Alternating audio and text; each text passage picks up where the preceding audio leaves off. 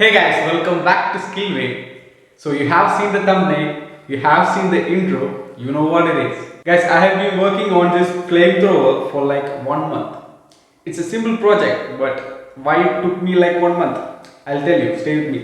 So before that, in our channel we have done a similar video titled as IronMan Flamethrower, in which I could burst out flames from my hands, and the video came out to be a really fantastic one. It gained a good amount of views and I was happy with that. But actually, I was not at all satisfied with that project because there were many reasons. Some among them were the flame was traveling for like 2-3 meters and I couldn't control it.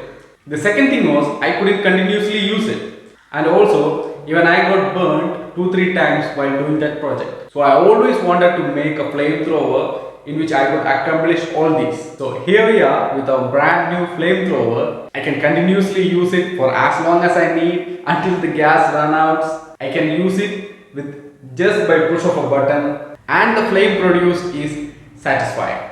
So in this video, I'm going to explain how I made it. I'm going to explain how the mechanism works, how I fabricated the body, what type of ignition system that I used. So guys, let's get on with this part. So guys, first thing I'm going to talk about is the gas that I used for this flamethrower. Which gas did I use and why did I use it? For the last flamethrower that I built, I have used gasoline as fuel. But for this flamethrower, I have used butane. Gasoline is actually very difficult to control, very difficult to ignite, and you all know about gasoline and its price. Butane cans are easily available. They are easy to control, they are cheap, and they are available in this form, in these cans, which are easy to handle. So I decided to stick on with butane. The next thing was, how did I manage to eject this fuel out of this can in an automated way? When I press a button, I need a large amount of flame coming out. So I wanted everything automated. So I needed to push this can with some kind of actuation mechanism, and I need to block this nozzle so that the fuel will come out. To block the nozzle, I used this top part of a regular spray and fixed it with an end cap, and I used a 6 mm pneumatic hose to connect with the nozzle. Actually, the pneumatic hose was a little bit loose, so that I had to use a thin tube like this to make it tight. Only this much of a portion is required. Now if I insert the hose through the hole, it should be a perfect fit.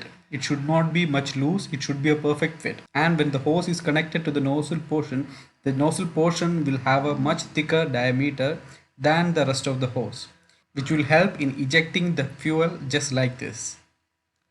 This, as you can see, this was a thing that I first used for the actuation mechanism. When we connect this to a 12 volt supply, it will push just like this. But this one was a complete failure. It couldn't produce the required force to move the can. So our first attempt failed. Then I decided to use a servo motor with some mechanical linkages to push the can, which also came out to be a failure because the mechanical linkages could not push the can forward every time. Sometimes it was working, sometimes it was not. And finally I decided to make a linear actuation system with the servo motor so that I could push the can easily. Since I had no 3D printer during that time, I had to make all the parts using PVC material. But at the end it was really good, it was strong and the working was really smooth. Next I had to make this actuation system work with the press of a button. For that I used Arduino and some simple coding to do the same.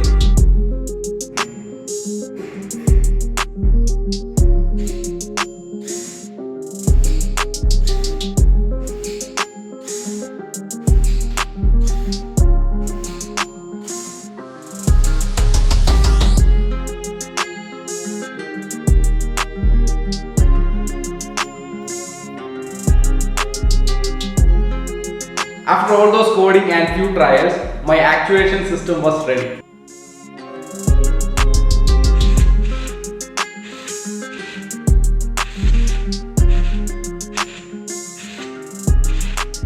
Now I was able to push the can without any difficulty just by a push of a button, and a proper amount of gas was coming out of the can. Next I had to fabricate the body and design the ignition system and all those stuff. But this is enough for today's video. Let's explain all the remaining of the next part. So guys, thank you for watching till the end, and I hope you all enjoyed it. Thank you once again. See you on the next video.